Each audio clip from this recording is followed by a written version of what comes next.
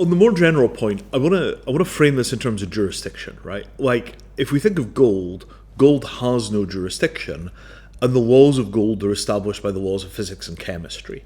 That's just how gold works.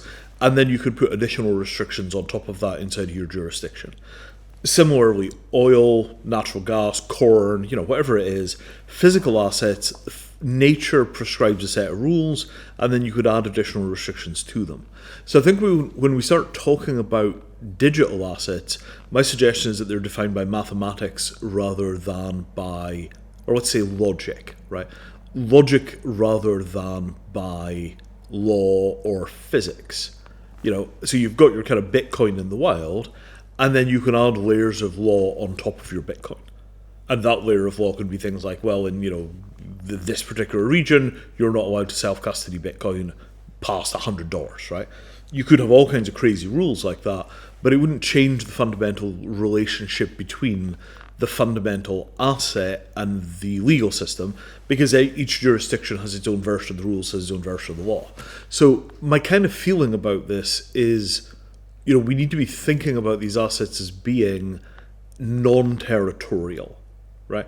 And that might only be true for Bitcoin and Ether, and tokens of that kind of pure digital kind. But if I have a token that binds to a physical asset, and let's say we're using international legal norms for doing that, the jurisdictionality of that token and of the underlying asset, there ought to be some way of having that token follow the nature of the asset tied to physical law, tied to mathematical law, rather than have the token being something like equity in a company, which is created only by the fiat of a nation state that says you can incorporate.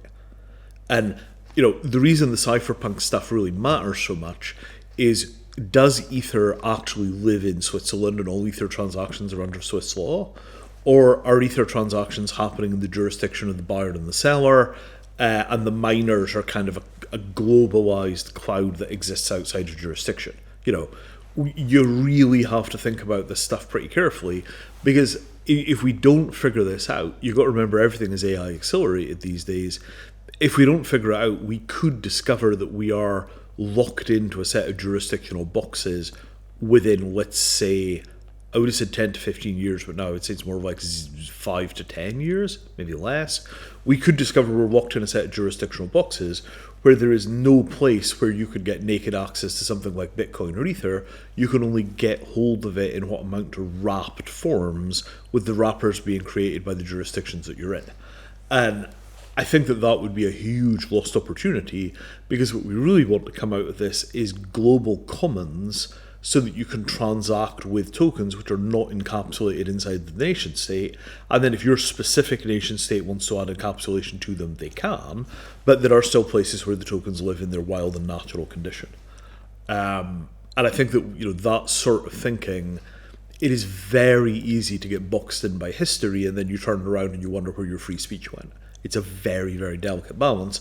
And so I think the argument for the old cypherpunk perspective on this stuff is, yes, the US is in the process of domesticating some tokens some of the time, but it's very important the wild type survives.